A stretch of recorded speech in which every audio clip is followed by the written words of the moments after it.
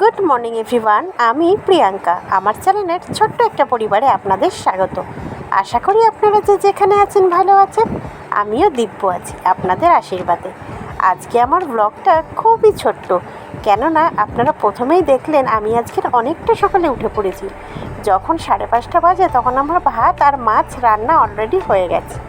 তো আজকের ওই জন্য স্ট্যান্ডে ফোন রেখে প্রতিদিন যেরকম ব্লগ করার জন্য ভিডিও করি সেরকম করতে পারলাম না, কেননা জেঠিমা কাজ করছিল আর স্ট্যান্ডটা রাখলে পরে সেখানে অসুবিধা হতো।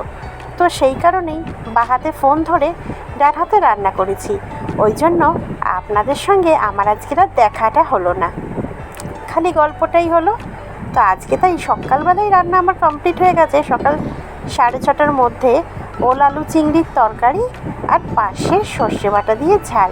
প্রথমে মাছটা করে নিলাম আর এরপরে তরকারিটা বসিয়ে দিচ্ছি।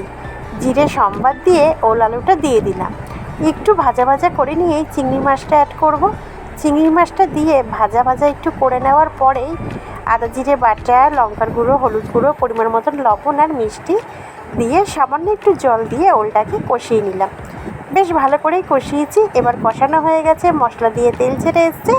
এবার ফাইনালি জলটা অ্যাড করে দেবো।